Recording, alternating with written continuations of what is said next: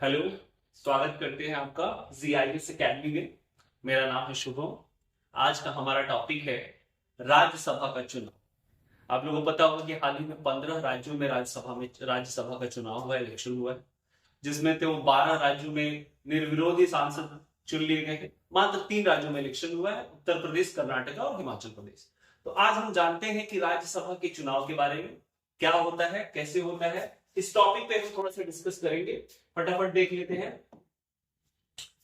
कैसे राज्यसभा का चुनाव, राज्यसभा इलेक्शन। 15 राज्यों में 56 सीटों पे चुनाव हुआ। टोटल 15 राज्यों में चुनाव हुआ, ये 56 सीटों पे चुनाव हुआ, जिसमें से 12 राज्यों की 41 सीटों पे सांसद निर्विरोध चुनिए।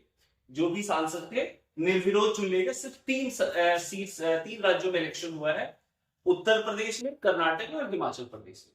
तो इसको जानने से पहले हम थोड़ा सा मोटा मोटी बात चर्चा कर लेते हैं राज्यसभा के बारे में। आप लोगों को पता होगा कि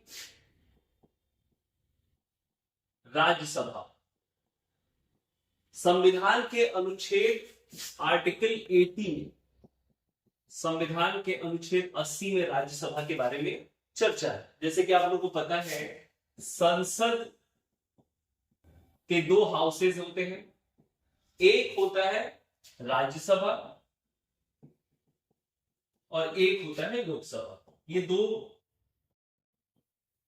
सदन है संसद के। राज्यसभा को अपर हाउस कहते हैं, राज्यसभा को अपर हाउस कहते हैं और लोकसभा को लोअर हाउस कहते हैं। ये अस्थाई सदन है। राज्यसभा को, जैसे कि आपको पता होगा, भंग भी किया जा सकता है।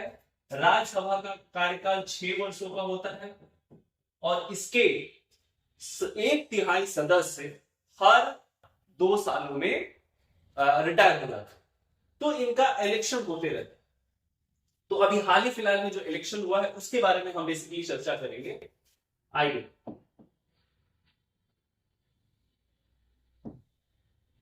टोटल बिहार में भी 6 राज्यसभा सांसद का चुनाव हुआ है, जो कि निर्विरोध चुन लिए गए। बीजेपी से भीम सिंह, धर्मशीला गुप्ता, आरजेडी से मनोज झा जी, संजय यादव और जेडीयू से संजय कुमार झा और कांग्रेस से अखिलेश प्रसाद सिंह, ये सारे के सारे सांसद निर्विरोध चुन लिए गए हैं। इनके लिए इलेक्शन नहीं हुआ। इलेक्शन का क्या तरीका है, सबसे इंपॉर्टेंट बात यह है कि जानना है कि इलेक्शन होता कैसे है। 15 सीटों पे सिर्फ ही वोटिंग हुई, जिसमें यूपी के 10 सीटों पे वोटिंग हुई, कर्नाटक के 4 सीटों पे और हिमाचल प्रदेश के 1 सीटों पे वोट हुई। अब जानते हैं कि चुनाव एक्चुअली होता कैसे है। लोकसभा का चुनाव तो सबको पता होता है कि जो भी कैंडिडेट्स होते हैं, उम्मीदवार होते हैं, उनको लोग प्रत्यक्ष रूप से डायरेक्ट वोट देते हैं, जाके उनका वोटिंग होता है। क्या राज्यसभा का चुनाव डायरेक्ट होता है? नहीं। तो चलिए देखते हैं कि राज्यसभा का इलेक्शन होता कैसे है। हाल ही फिलहाल में उत्तर प्रदेश की 10 सीटों पे इलेक्शन हुआ है। उत्तर प्रदेश के 10 सीट पे इलेक्शन हुआ, कर्नाटक के 4 सीट पे और हिमाचल प्रदेश के 1 सीटों पे राज्यसभा का इलेक्शन। बेसिकली ये 14-15 सीट पे इलेक्शन हुआ। बाकी सारे सीट्स पे सांसद जो भी थे निर्विरोध चुन लिए गए। निर्विरोध का मतलब है कि उनके अगेंस्ट में कोई प्रत्याशी नहीं खड़े। यहाँ पे 14 और 1 15 सीटों पे टोटल इलेक्शन हुआ है।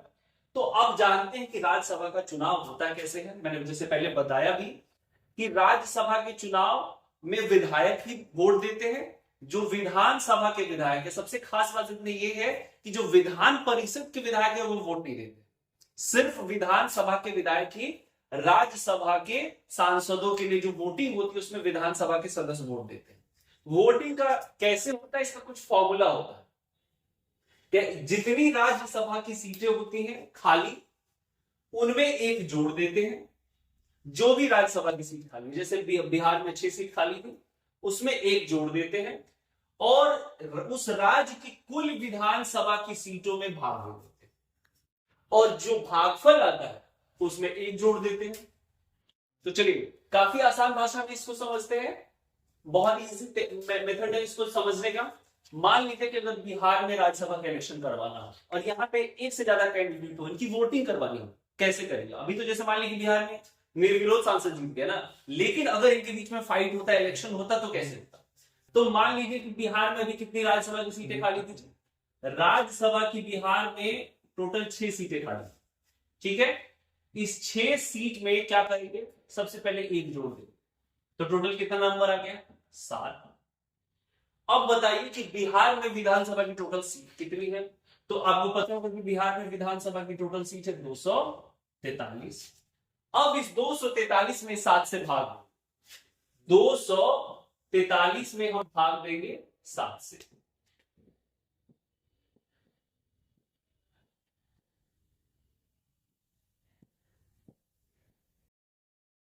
ये 34 पॉइंट समथिंग कुछ आता है, लेकिन इसको 34 पॉइंट समथिंग कुछ आता है, इसको हम 34 ही मानेंगे।